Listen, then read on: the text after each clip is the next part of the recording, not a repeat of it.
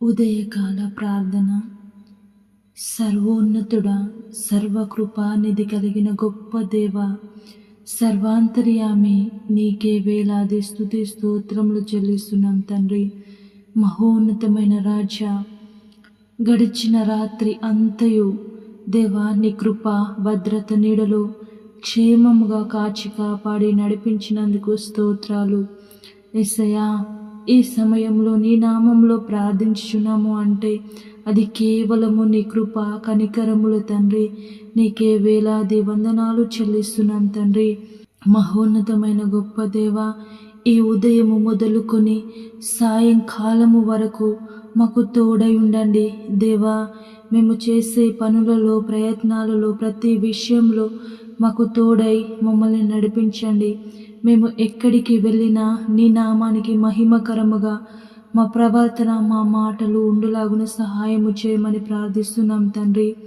గొప్ప దేవ, 86వ కీర్తన 5వ వచనం ద్వారా మాతో మాట్లాడుచున్నారు. ప్రభువా, నీవు దయాళుడవు, క్షమించుటకు సిద్ధమైన మనసు గలవాడవు, నీకు మొరపెట్టు వారందరి ఎడల కృపాతిశయములు గలవాడవు. అవును యేసయ్యా, నీవు క్షమించుటకు సిద్ధమైన మనసు కలిగిన గొప్ప దేవుడవు తండ్రి. స్తోత్రాలు వందనాలు చెల్లిస్తున్నాము దేవా. నీవు దయాళుడవు తండ్రి. నీ నామంలో ఎవరైతే మొరపెడతారో వారి ఎడల కృపాతిశయములు కలిగిన గొప్ప దేవుడవు. నీకే స్తోత్రాలు వందనాలు చెల్లిస్తున్నాం తండ్రి. మహోన్నతమైన గొప్ప దేవ, ఈ ప్రార్థనలో ఏకీభవించిన ప్రతి ఒక్కరిని పేరు పేరున జ్ఞాపకం చేసుకోండి తండ్రి. వారి యొక్క ప్రతి అవసరతను అక్రతను మీ నామంలో తీర్చమని ప్రార్థించుచున్నాను తండ్రి.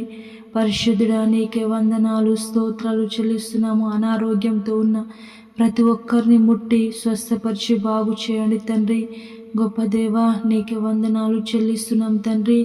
దేవా, ఈ దినమంతయు మాకు తోడై మమ్మల్ని క్షేమముగా నడిపించమని, మా ప్రయాణాలలో మా ప్రయత్నాల్లో ప్రతి విషయంలో మీరు తోడై మీ కృపా దక్షిణ హస్తము చేత మమ్మల్ని అందరినీ కాచి కాపాడమని పరిశుద్ధుడు నజరేయుడైన యేసయ్య నామంలో ప్రార్థించి అడిగి వేడుకుంటున్నాం తండ్రి. ఆమేన్.